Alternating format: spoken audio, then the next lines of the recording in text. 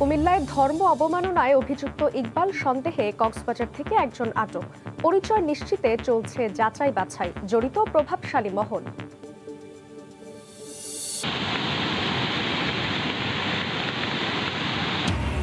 তিস্তার পানিতে ভাসছে রংপুর সহ উত্তরের কয়েকটি জেলা। ভারতের সঙ্গে তিস্তা চুক্তি না হওয়ায় কারণ, চীনের প্রস্তাবিত প্রকল্প বাস্তবায়নে দ্রুত পদক্ষেপ নেয়ার তাগিদ। জেলা উপজেলাতেও ডিজিটাল প্রতারকদের দৌরাত্ম্য। মোবাইল ব্যাংকিং প্রতিষ্ঠানের কর্মকর্তা সেজে হাতিয়ে নিচ্ছে টাকা। ফরিদপুর থেকে ৩ জন গ্রেফতার। এবং দেশে লাগামহীন ভোজ্য তেলের দাম এবছরেই বেড়েছে 5 বার। কম সরবরাহের প্রভাব বলছেন আমদানিকারকরা। দর কমানোর পথ বের করতে এনবিআরকে বাণিজ্য মন্ত্রণালয়ের চিঠি। বিষয়ে বিস্তারিত জানাতে কক্সবাজার থেকে আমাদের সঙ্গে যোগ দিচ্ছেন সহকর্মী সুজাউদ্দিন রুবেল। সরাসরি যাচ্ছে তার কাছে। রুবেল, কক্সবাজারের উখিয়ায় 18 নম্বর ক্যাম্পে রোহিঙ্গাদের 2 গ্রুপের মধ্যে সংঘর্ষের ঘটনা ঘটেছে। এই ঘটনায় এই পর্যন্ত 7 জন নিহত হয়েছে বলে আমাদেরকে জানিয়েছে ATPBN এর অধিনায়ক শিহাব কায়সার খান। তবে এই ঘটনায় আরও বেশ কয়েকজন আহত হয়েছে। তার মধ্যে গুলিবিদ্ধ 4 জনকে হাসপাতালে চিকিৎসা দেওয়া হচ্ছে। পরবর্তীতে তাদেরকে উন্নত চিকিৎসার জন্য কক্সবাজার সদর হাসপাতালে প্রেরণ করা হবে বলে আমাদেরকে জানিয়েছেন APBN। তবে এই ঘটনার পর থেকে ক্যাম্পে একটা উত্তেজনা বিরাজ করছে। তবে অতিরিক্ত পুলিশ এবং APBN সদস্য মোতায়েন করা হয়েছে। আমাদের সাথে আমরা কথা বলেছিলাম কক্সবাজার জেলা পুলিশের অতিরিক্ত পুলিশ সুপার মোহাম্মদ রফিকুল ইসলামের সাথে। তিনি বলেছেন জেলা পুলিশের একটি টিম ঘটনাস্থলে পৌঁছেছে এবং কি কারণে এই ঘটনা সেসব বিষয়ে জানতে তারা চেষ্টা করছেন এবং এই পর্যন্ত মৃতদেহগুলো উদ্ধার করে উখিয়া হাসপাতালে আনা হয়েছে। পরবর্তীতে ময়না তদন্তের জন্য সেগুলো কক্সবাজার জেলা সদর হাসপাতালে পাঠানো হবে বলে জানিয়েছে। তবে এই যে ঘটনা, ক্যাম্পের পার্শ্ববর্তী স্থানীয় লোকজন রয়েছে এবং ক্যাম্পে সাধারণ রোহিঙ্গা রয়েছে, সবার মধ্যে একটি এই ধরনের ঘটনায় আতঙ্ক বিরাজ করে। তবে কি কারণে এই ঘটনাটি ঘটেছে এখনো পর্যন্ত জানা যায়নি। তবে 2টি গ্রুপ এই ঘটনার জন্য দায়ী বলে আমাদেরকে জেলা পুলিশ জানিয়েছে। এর আগে যদি বলতে হয় 29শে সেপ্টেম্বর রোহিঙ্গা নেতা মহিবুল্লাহ হত্যাকাণ্ড সংঘটিত হয়। এরপর থেকে 3টি APBN রয়েছে 34টি ক্যাম্পে, যারা নিরাপত্তার দায়িত্ব পালন করে তারা সার্বক্ষণিক অভিযান চালিয়ে যাচ্ছে এবং তারা যতটুকু চেষ্টা করছেন ক্যাম্পে যেভাবে নিরাপত্তা জোরদার করা যায় সেটি তারা চেষ্টা করছেন। তার মাঝেও আজকে যে এই যে গোলাগুলির ঘটনা এবং 7 জন নিহত হয়েছে, এই ঘটনায় কিন্তু অনেকটাই ভাবিয়ে তুলেছে। যার কারণে যে ক্যাম্প 18তে যে ঘটনাটি ঘটেছে সেখানে পর্যাপ্ত APBN এবং পুলিশ সদস্য বাড়ানো হয়েছে বলে আমাদেরকে APBN এর পক্ষ থেকে জানানো হয়েছে। তবে আমরা যে স্থানীয় কিছু লোকজনের সাথে কথা বলেছি, তারা যে বিষয়টি বলছে, ক্যাম্পের মধ্যে চাঁদাবাজি, ডাকাতি, অপহরণ সহ নানা ঘটনায় বারবার এই ধরনের ঘটনাগুলো সংঘটিত হয়। তো সাদিয়া ছিল আমার কাছে রোহিঙ্গা ক্যাম্পের যে হত্যাকাণ্ড সেটি সর্বশেষ। কক্সবাজার থেকে আমাদের সঙ্গে যুক্ত ছিলেন সহকর্মী সুজাউদ্দিন রুবেল। কুমিল্লায় ধর্ম অবমাননায় অভিযুক্ত ইকবাল হোসেন সন্দেহে কক্সবাজার থেকে একজনকে আটক করা হয়েছে। তার পরিচয় নিশ্চিত হতে যাচাই বাছাই চলছে বলে জানিয়েছেন চট্টগ্রাম রেঞ্জের DIG মোহাম্মদ আনোয়ার হোসেন। ইকবাল কারো প্ররোচনায় পূজা মণ্ডপে কোরআন রেখে গেছেন বলে ধারণা করছেন স্বরাষ্ট্রমন্ত্রী আসাদুজ্জামান খান কামাল। কুমিল্লার পূজামণ্ডপে পবিত্র কোরআন শরীফ রাখা ব্যক্তিকে সিসি ক্যামেরার ফুটেজ দেখে শনাক্ত করে পুলিশ। বৃহস্পতিবার রাতে ধর্ম অবমাননায় অভিযুক্ত ইকবাল সন্দেহে কক্সবাজার থেকে একজনকে আটক করা হয়েছে বলে জানিয়েছেন চট্টগ্রাম রেঞ্জের DIG মোহাম্মদ আনোয়ার হোসেন। আটক ব্যক্তি ইকবাল কিনা তা নিশ্চিত হতে তার পরিচয় যাচাই বাছাই করা হচ্ছে, যদিও এ বিষয়ে পুলিশের কোনো বক্তব্য পাওয়া যায়নি। এর আগে সকালে ঘটনাস্থল পরিদর্শন করে পুলিশ সদর দপ্তরের একটি প্রতিনিধি দল। স্থানীয় পুলিশ সহ পূজা আয়োজক কমিটির নেতৃবৃন্দের সঙ্গে কথা বলেন তারা। অনেক খারাপ লাগতেছে।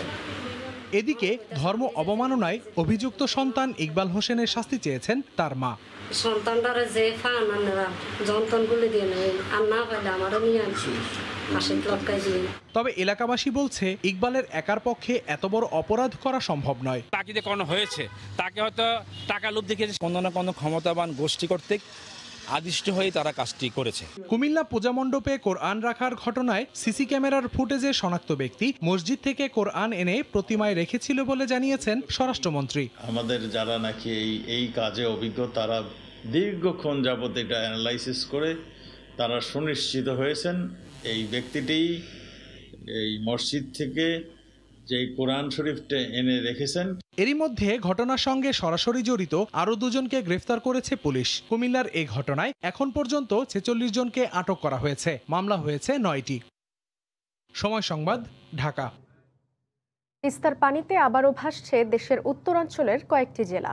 যুগের পর যুগ ধরে ঝুলে থাকা তিস্তা চুক্তি স্বাক্ষর না হওয়ায় এই ভোগান্তি বলে মনে করছেন বিশেষজ্ঞরা। তাদের মতে শেষ পর্যন্ত ভারতের সঙ্গে তিস্তার চুক্তি না হলে চীনের তিস্তা বাঁচাতে প্রস্তাবিত প্রকল্প বাস্তবায়নে উদ্যোগ কার্যকরে দ্রুত পদক্ষেপ নেওয়া উচিত। আতিকুর রহমান তমালের রিপোর্ট। গ্রীষ্মে খরা আর বর্ষায় বানের ঢল। তিস্তাপাড়ের কোটি মানুষের এই দুর্ভোগ যুগের পর যুগ। এবার অকাল বন্যায় হেমন্তেই বানভাসী হয়েছে উত্তরের জেলার মানুষ। এই অভিন্ন নদীর ন্যায্য হিস্সা থেকে বরাবরই বঞ্চিত বাংলাদেশ। 2011-তে তিস্তার চুক্তি হবার সম্ভাবনা উবে যায় পশ্চিমবঙ্গের বাধায়। বাংলার মানুষ জল পেয়ে যদি জল থাকে আমরা নিশ্চিত, বাংলার মানুষই যদি জল না পায় তাহলে আমরা সেটা কি করতে পারি? আগে তো আমরা দিয়েছি, আমরা পরাক্কার জল তো দিয়েছি। আর আমি তো অলরেডি বলেছি তিস্তার বদলে তোরসা, মানচাই এগুলো নিয়ে আলোচনা হোক না। চলতি বছর মার্চে নরেন্দ্র মোদীর ঢাকা সফরেও বরাবরের মতো আশ্বাসেই ঝুলে আছে তিস্তার পানি। বিশেষজ্ঞরা বলছেন অভিন্ন নদীর পানি বন্টনে আরও আন্তরিক হতে হবে ভারতকে। উপরে যারা আছে, একটা ব্রিজ বা একটা বাধা দেয়া বা একটা উপরিভাগে যারা আছে, তারা সেটা কিছুটা কন্ট্রোল করতে পারে, নিচের ভাগ কন্ট্রোল করতে পারে না। তাহলে সেই যে ট্রিটিটার কথা বলছেন, ট্রিটির হয়ে এটাই সিদ্ধান্ত হয়েছিল কতটা পানি দেওয়া হবে, কোন সময়, কিভাবে। এই পানি যদি আর বেশি আসতো, আর কিছুদিন প্রবল ঢেউটা থাকতো, তাহলে লালমনিরহাট কিন্তু ইতিমধ্যেই পানির নিচে তলিয়ে যেত। তিস্তা চুক্তি সহ যে 6 দফা দাবি দিয়েছি, এই 6 দফা দাবি মানুষের প্রাণের দাবি। অন্যদিকে আন্তর্জাতিক সম্পর্ক বিশ্লেষকদের মত হলো ভারতের সঙ্গে তিস্তা ইস্যুতে ঐক্যমত্য না হলে বাংলাদেশের বিকল্প চিন্তা করা উচিত। তিস্তা নিয়ে সম্প্রতি বাংলাদেশ মহাপরিকল্পনার চিন্তা করছে। সেই পরিকল্পনায় স্থান পেয়েছে নদী খনন, নদী শাসন, তিস্তার পাড়ে কয়েকটি ইকোনমিক জোন সহ শুষ্ক মৌসুমে পানি আটকে রাখার কৌশল। 8,000 কোটি টাকা সেই প্রকল্পে বিনিয়োগ করার কথা জানিয়েছে চীন। বাংলাদেশ এবং ভারতের মধ্যে যে অভিন্ন পানিগুলি আছে সেগুলি নিয়ে কূটনৈতিক যে তৎপরতাগুলি আছে সেগুলিকে আরেকটু জোরালো করা প্রয়োজন। তবে পৃথিবীতে এখন অনেক টেকনোলজি এসছে, এনভায়রনমেন্টাল ম্যানেজমেন্ট বা ওয়াটার ম্যানেজমেন্টে এখন বৈজ্ঞানিকভাবে অনেক রকমের সলিউশন এসছে। যে ধরনের সলিউশনই হোক সেটা বাংলাদেশকে অ্যাভিল করতে হবে। এই ক্ষেত্রে চীন যদি গ্রহণযোগ্য কোনো সলিউশন দিয়ে থাকে সেটা নেওয়া প্রয়োজন। ভাটির দেশ বাংলাদেশের উত্তরের প্রাণ প্রকৃতি বাঁচাতে তিস্তার বিকল্প নেই বলেও মনে করেন তিনি। আতিকুর রহমান তামাল, সময় সংবাদ, ঢাকা। বন্যা পরিস্থিতির খবর জানাতে রংপুরের গঙ্গাচড়া থেকে সরাসরি যুক্ত হচ্ছেন রিপোর্টার রতন সরকার। যাচ্ছি তার কাছে। রতন। সাদিয়া, গত বুধবারের যে ঢলের তোরে, তিস্তা নদীর উজান থেকে নেমে আসা ঢলের তোরে যে পরিস্থিতি তৈরি হয়েছে, আসলে এক কথায় পুরো লণ্ডভণ্ড হয়ে গেছে এই অঞ্চলের পুরো জনপদ। আমরা যদি একটু লক্ষ্য করি যে এটি হচ্ছে রংপুরের গঙ্গাচড়া এবং লালমনিরহাটের মধ্যে যোগাযোগের একমাত্র যোগাযোগের এই সড়ক, এটির অর্ধেকটি কিন্তু ধসে গেছে। এখানে বলে রাখতে চাই যে তিস্তা নদী তা মহিপুর এলাকায় কিন্তু গত 3 বছর আগে যে গতিপথ পরিবর্তন করে আরও 3টি ধারায় প্রবাহিত হওয়া শুরু করেছিল, সেটি কিন্তু এবার সেই ধারাগুলো নতুন করে আবার কিন্তু নতুন ধারা সৃষ্টি করে আরেক দিক দিয়ে প্রবাহিত হবার কারণে কিন্তু এই অঞ্চলের অসংখ্য বাঁধ, রাস্তাঘাট সহ অসংখ্য অবকাঠামো, গাছ, বাড়ি ঘর, গাছপালা সহ সব কিছু কিন্তু অসংখ্য ক্ষতিগ্রস্ত হয়েছে। আমরা যদি বলি এই পথে কিন্তু 2 জেলার মানুষের মধ্যে যে চলাচল সেটি কিন্তু বিঘ্নিত হয়েছে, অর্থাৎ বন্ধ হয়ে গেছে। এই পথে প্রতিদিন কিন্তু অসংখ্য হাজার হাজার যানবাহন এবং মানুষের চলাচল ছিল, সেটি কিন্তু একেবারেই এখন বন্ধ রয়েছে। তো এই শুধু যে রাস্তাঘাট বিধ্বস্ত হয়েছে তা কিন্তু না, তিস্তা নদী নিয়ন্ত্রণের জন্য যে তিস্তা ব্যারেজের উজানে 6টি স্পার বাঁধ কিন্তু ক্ষতিগ্রস্ত হয়েছে, যার কারণে তিস্তা ব্যারেজ নিয়ন্ত্রণ, তিস্তা নদীর যে নিয়ন্ত্রণ সেটি কিন্তু এই মুহূর্তে একেবারে নিয়ন্ত্রণের যে প্রচেষ্টা সেটি কিন্তু সেই সব অবকাঠামো এখন ছিন্ন ভিন্ন বিধ্বস্ত হয়ে গেছে। তো এই ছিল আমার কাছে রংপুর অঞ্চল থেকে বন্যায় ক্ষয়ক্ষতির সবশেষ। বন্যা পরিস্থিতির খবর জানাতে রংপুরের গঙ্গাচড়া থেকে সরাসরি যুক্ত করোনার কারণে দীর্ঘ 1 বছর পর অনুষ্ঠিত হচ্ছে ঢাকা বিশ্ববিদ্যালয়ের ব্যবসায় শিক্ষা অনুষদভুক্ত গ ইউনিটের ভর্তি পরীক্ষা। এই মুহূর্তে ঢাকা বিশ্ববিদ্যালয় ক্যাম্পাসে আছেন রিপোর্টার শাকির আহমেদ। সরাসরি যাচ্ছি তার কাছে। শাকির, সাদি, আপনি জানেন ঢাকা বিশ্ববিদ্যালয় ব্যবসায় শিক্ষা অনুষদভুক্ত গ ইউনিটের যে ভর্তি পরীক্ষা রয়েছে সেটি কিন্তু নির্ধারিত সময়ের 1.5 বছর পর কোভিডের কারণে আজ শুরু হয়েছে। আজ 11টা থেকে 12:30 পর্যন্ত, অর্থাৎ 1.5 ঘন্টা ব্যাপী এই পরীক্ষাটি চলবে। আপনি জানেন যে গত কয়েক বছর থেকে ঢাকা বিশ্ববিদ্যালয় এমসিকিউ এর পাশাপাশি লিখিত পরীক্ষারও একটি প্রচলন ঘটেছে। সেই ক্ষেত্রে 100 নম্বরে আজকে যে পরীক্ষাটি হবে তার মধ্যে 40 নম্বর হবে লিখিত, পাশাপাশি 60 নম্বর হবে এমসিকিউ। আর মাধ্যমিক এবং উচ্চ মাধ্যমিকের ফলাফলের ভিত্তিতে আরও 20 নম্বর নির্ধারিত থাকবে। আপনাকে যদি আমি বলতে চাই যে ঢাকা বিশ্ববিদ্যালয়ের বাণিজ্য অনুষদের যে সি ইউনিট, সেই বাণিজ্য অনুষদে আসন সংখ্যা রয়েছে 1250টি, অর্থাৎ 1250টি। সেই আসনে বিপরীতে প্রতিদ্বন্দ্বিতা করছেন 27,000-এরও বেশি শিক্ষার্থী। সেই হিসেবে প্রতি আসনের জন্য প্রতিদ্বন্দ্বিতা করছেন প্রায় 22 জন শিক্ষার্থী। বিশ্ববিদ্যালয়ের পক্ষ থেকে জানানো হয়েছে সাম্প্রতিক সময়গুলোতে, অর্থাৎ গত কয়েক বছর বিশ্ববিদ্যালয় ভর্তি পরীক্ষাকে কেন্দ্র করে একটি চক্র যেভাবে অসাধু উপায় অবলম্বনের চেষ্টা করেছে সেটি যেন রুখে দেওয়া যায়, অর্থাৎ সেটি যেন না হয় সে ব্যাপারে বিশ্ববিদ্যালয়ের পক্ষ থেকে কড়া নজরদারি রাখা হচ্ছে। আপনি দেখতে পাচ্ছেন যে ঢাকা বিশ্ববিদ্যালয় কেন্দ্রীয় লাইব্রেরি যেটি রয়েছে, সেই কেন্দ্রীয় লাইব্রেরির সামনে শিক্ষার্থীরা যারা ভর্তি রয়েছেন তারা কিন্তু দীর্ঘ লাইনে অপেক্ষা করছেন। এখনো পর্যন্ত পরীক্ষার হল খোলেনি, সুতরাং সেইখানে শিক্ষার্থীরা কিন্তু এখনো পর্যন্ত দীর্ঘ লাইনে দাঁড়িয়ে অপেক্ষা করছেন। এই 27,000 শিক্ষার্থী, অর্থাৎ এই ভর্তি পরীক্ষায় অংশগ্রহণকারী 27,000 শিক্ষার্থীর মধ্যে কিন্তু 1250 জন, অর্থাৎ 1250 জন শিক্ষার্থী ঢাকা বিশ্ববিদ্যালয়ে ভর্তির সুযোগ পাবেন। আপনাকে আরেকটি বিষয় জানিয়ে রাখতে চাই, এবারই কিন্তু প্রথম ঢাকার বাইরেও প্রায় 8টি কেন্দ্রে, 8টি বিভাগীয় শহরের 8টি কেন্দ্রে ঢাকা বিশ্ববিদ্যালয়ের এই ভর্তি পরীক্ষাগুলো অনুষ্ঠিত হচ্ছে। গত 1 অক্টোবর থেকে শুরু হয়েছে। আগামীকাল ঘ ইউনিট, অর্থাৎ সামাজিক বিজ্ঞান অনুষদভুক্ত ঘ ইউনিটের যে পরীক্ষা রয়েছে সেই পরীক্ষার মাধ্যমে ঢাকা বিশ্ববিদ্যালয়ের এবারের ভর্তি পরীক্ষা শেষ হবে। সাদিয়া, এই ছিল ঢাকা বিশ্ববিদ্যালয় কেন্দ্রীয় লাইব্রেরির সামনে থেকে বিশ্ববিদ্যালয়ের গ ইউনিটের পরীক্ষার সর্বশেষ খবরাখবর। ঢাকা বিশ্ববিদ্যালয় ক্যাম্পাস থেকে সরাসরি যুক্ত ছিলেন রিপোর্টার শাকির আহমেদ।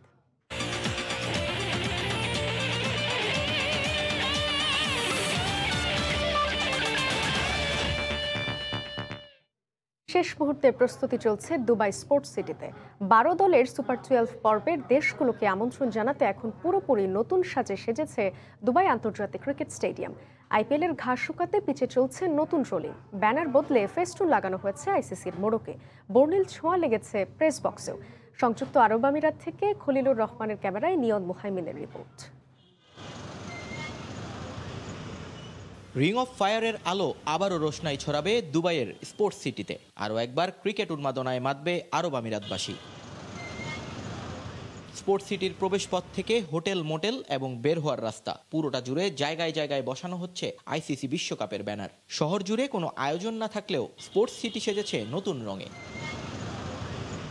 মাঠের প্রবেশপথে খেজুর গাছের সারি চোখ যেমন জোড়াবে তেমনি মনও ভরাবে যে কোনো ভ্রমণ পিপাসুর। আর এরপর সে রাস্তা ধরে উঠে আসা পথটা যেখানে মিলেছে সে এক দানবীয় স্থাপনা, দুবাই আন্তর্জাতিক ক্রিকেট স্টেডিয়াম। 13টি দরজা দিয়ে যেখানে আইসিসির মেগা ইভেন্ট দেখতে প্রবেশ করতে পারবেন দর্শকরা। মাঠে ঢুকতেই চোখে পড়বে নয়নাভিরাম স্ট্যান্ড, গ্যালারি, উইকেট এবং জায়ান্ট বোর্ড। চলছে ব্রডকাস্টারদের শেষ মুহূর্তের টুকিটাকি কাজ, আর আইপিএল এর ক্ষতিমোচনে কিউরেটরদের অক্লান্ত পরিশ্রম পিচকে ঘিরে। ইন্ডিয়ান প্রিমিয়ার লিগ শেষে নতুন করে সাজানো হয়েছে প্রেস বক্সকেও। ইলেকট্রনিক ডিভাইস বসেছে নিরাপত্তা পর্যবেক্ষণে। নিশ্ছিদ্র আয়োজনে ত্রুটি রাখছেন না আয়োজকরা। দর্শকদের জন্য সুখবর, দুবাইয়ে প্রতিদিনই কমছে করোনার প্রকোপ, যার সুনজর লেগেছে বিশ্ব আসরেও। দর্শকদের জন্য কোভিড পরীক্ষা বাধ্যতামূলক না থাকলেও দেয়া থাকতে হবে 2 ডোজ ভ্যাকসিন। 148 ডায়ামিটার স্টেডিয়াম এলাকাটিতে স্টেডিয়াম ছাড়াও রয়েছে নানা স্থাপনা। রং রূপে নতুনত্ব এসেছে সেখানেও। শহর থেকে দূরে বিধায় বিশ্বকাপ উপলক্ষে দেওয়া হচ্ছে বাসের বিশেষ সার্ভিস। শেষ মুহূর্তের প্রস্তুতি চলছে দুবাই আন্তর্জাতিক ক্রিকেট স্টেডিয়ামে। বসেছে ব্যানার, লেগেছে ফেস্টুন। আইপিএল এর বন্ধ দরজা খুলেছে বিশ্বকাপের রঙ্গমঞ্চে। প্রবাসী বাংলাদেশিদের আশা, এখন নিজেদের পারফরমেন্স দিয়ে নতুন মাইলফলকের জন্ম দেবে বাংলার দামাল ছেলেরা। দুবাই স্পোর্টস সিটি থেকে নিয়ন মুহাইমিন, সময় সংবাদ, সংযুক্ত আরব আমিরাত। ডিজিটাল প্রতারকদের দুর্গে পরিণত হয়েছে ফরিদপুরের ভাঙ্গা ও মধুখালী, মাদারীপুরের শিবচর ও রাজৈর এবং রাজবাড়ির বালিয়াকান্দি আর মাগুরার শ্রীপুর উপজেলার কয়েকটি গ্রাম। অত্যন্ত সুপরিকল্পিত উপায়ে তারা বিভিন্ন মোবাইল ব্যাংকিং সেবাদানকারী প্রতিষ্ঠানের কর্মকর্তা সেজে হাতিয়ে নিচ্ছে গ্রাহকের অ্যাকাউন্টে থাকা টাকা। বুলবুল রেজার রিপোর্ট। মোবাইল ব্যাংকিং সেবাদানকারী প্রতিষ্ঠানের অ্যাপসে একের পর এক বসানো হচ্ছে নম্বরের মালিক মোবাইল ফিনান্সিয়াল সার্ভিসের গ্রাহক কিনা তা জানতেই এই কৌশল। প্রতারণার এই ধরন নতুন নয়। এভাবে প্রায় প্রতিদিনই দেশের বিভিন্ন প্রান্তে কোনো না কোনো গ্রাহকের অ্যাকাউন্ট ফাঁকা করে দিচ্ছে প্রতারকরা। হালনাগাদ করার জন্য আপনার কাছে একটা SMS যাবে, এই নাম্বারটা শুধু আমাকে বলবেন। আমার কি যেন মনে হলো আধা ঘন্টা পরে আমি দেখি যে আমার অ্যাকাউন্টটা জিরো। ক্যাশ ইন করার পরে সরল বিশ্বাস করার পরে হচ্ছে দুটোটা আমার ইসের টাকায় ওরা কাইটা নিয়ে যায়। ফরিদপুরের মধুখালী থেকে 3 প্রতারককে গ্রেফতারের পর ডিবির সাইবার অ্যান্ড স্পেশাল ক্রাইম বিভাগ জানাচ্ছে, যখনই মোবাইল ব্যাংকিং ভিত্তিক প্রতারণার দায়ে কাউকে গ্রেফতার করা হয় তখনই নাম আসে 3-4টি জেলার, যার মধ্যে অন্যতম ফরিদপুর। গেল 16 মাসে শতাধিক মামলা ও সাধারণ ডায়েরি তদন্ত করতে গিয়ে গ্রেফতার করেছে 63 আসামিকে। তাদের জিজ্ঞাসাবাদে পুলিশ জানতে পেরেছে ফরিদপুরের ভাঙ্গা উপজেলার কালামৃধা ও আজিমনগর এবং মধুখালী উপজেলার ডুমাইন ইউনিয়নের বেশ কয়েকটি গ্রামের অধিকাংশ বাসিন্দার মূল পেশাই প্রতারণা। তাদের কাছ থেকে প্রতারণা রপ্ত করেছে পাশের জেলা মাদারীপুরের শিবচর, রাজৈর, রাজবাড়ির বালিয়াকান্দি ও মাগুরার শ্রীপুরের বিভিন্ন গ্রামের বাসিন্দারা। এই এলাকাগুলিতে ঘরে ঘরে প্রতারক এবং তাদের ভাষ্য অনুযায়ী 80% লোকই নাকি এই কাজগুলি করে। 5-6 জন মিলে গড়ে তুলেছে এক একটি চক্র। গ্রাহকের নম্বর যাচাই করে অ্যাপসম্যান, কৌশলে ওটিপি সংগ্রহ করে ওয়েলকামম্যান।